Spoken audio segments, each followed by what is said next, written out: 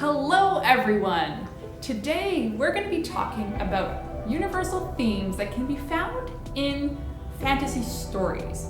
Now a lot of these themes are common in other types of literature and other films and TV shows, but I want to focus on themes that are very common to fantasy.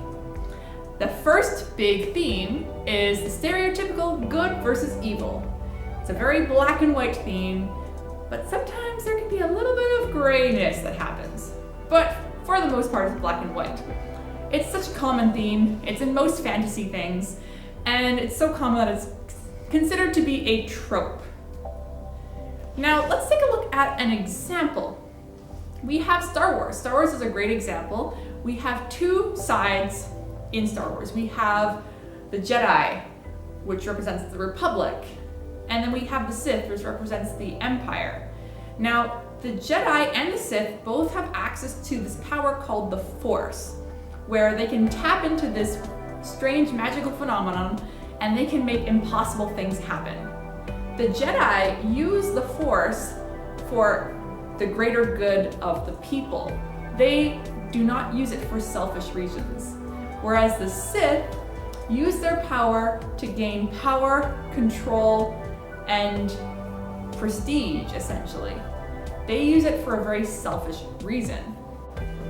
The next theme is another very popular thing in fantasy. It is the quest theme. Now, a lot of fantasy stories have some kind of quest, whether they need to save a person or save a group of people or save something or save the world. That is a quest. And a lot of the times the main characters, when they set out on this quest, they not only end up saving whoever they need to save, but they also go through a process of self-discovery. So there's actually two journeys that they take. One that's self-inward and one that's affecting the bigger picture. So let's take Moana, for example. Moana is a young teenage girl who lives on a small Pacific island with her family when a blight hits the land. She wants to travel beyond the reefs where her people have never traveled before, to her knowledge. She thinks that if you go beyond the reefs, you might find more fish and then we can help the starving village. But her family refuses to let her go. And she eventually finds out that the reason the blight is happening is because Te Fiti, this powerful entity, lost her heart years ago. And thus, this blight has started to spread across the Pacific Islands. She then sets out to find the demigod Maui, who was the one who stole the heart in the first place. She tells him and commands him that he must help her restore the heart to restore balance. So she sets off on this dangerous quest to restore the heart to Te Fiti. And along the way, she finds herself. The next theme is the coming of age theme. And this is often geared towards younger people because younger people often relate to these characters that go through this growth and change and journey of self-discovery. Moana technically is another example of this kind of theme, but I want to focus on Spirited Away. So for those of you who don't know, Spirited Away is a Japanese animation that stars a young girl named Chihiro. Chihiro's family just moved. Chihiro herself is about 11 or 12 years of age. She had just kind of established her social circle, and all of a sudden she's been taken away from that. She needs to now make new friends and adapt to a new life in the countryside. She's whiny and bratty, and she doesn't know how to cope with these strange emotions of being so far away from everything she knows. In the film, she actually gets separated from her parents and whisked away to a spirit world, specifically a bathhouse in the spirit world. At the bathhouse, she has to blend in, otherwise bad things will happen. So she ends up getting a job there. And in doing so, she gives up her identity. Her identity is taken from her and she is given a new name. She toils away and tries to blend in as much as she can, and she loses herself in the process until something happens. You see, she had made a friend in the boy Haku, who was also a prisoner at the bathhouse, and something happened to him. and she realized that she needed to help him as well as help herself to escape and go back to the human world.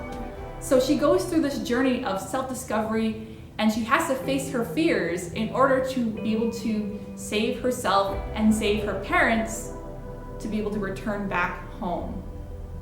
Now, the last theme I want to talk about is a theme of inner conflict. This is where you have a character. It could be the antagonist or the protagonist or a side character, where this character is fighting an inner battle. I want to take a look at Prince Zuko from Avatar: The Last Airbender. You see, Prince Zuko is banished. He disobeyed his father, and in punishment, his father took away his honor and sent him to journey the world searching for the Avatar. The Avatar being the only person that can stop his father from taking over the world entirely. Zuko understands that if he were to ever gain appreciation and love from his father, he has to bring that Avatar back home. He does it for the sake of regaining his honor. He ends up encountering the Avatar and his friends multiple times, and he goes through a series of bumps and hills and questioning himself and wondering where he's going with his life and trying to change, but going back to his old ways. Like he has this, he's fighting a battle inside of himself. Eventually, he does regain his honor. The Avatar is dead, and he returns home, and he has his honor restored. He has everything that he has ever wanted. Love of his father, he's back with his people, he's no longer in exile, but he's not happy. And he's trying to figure out why he's not happy.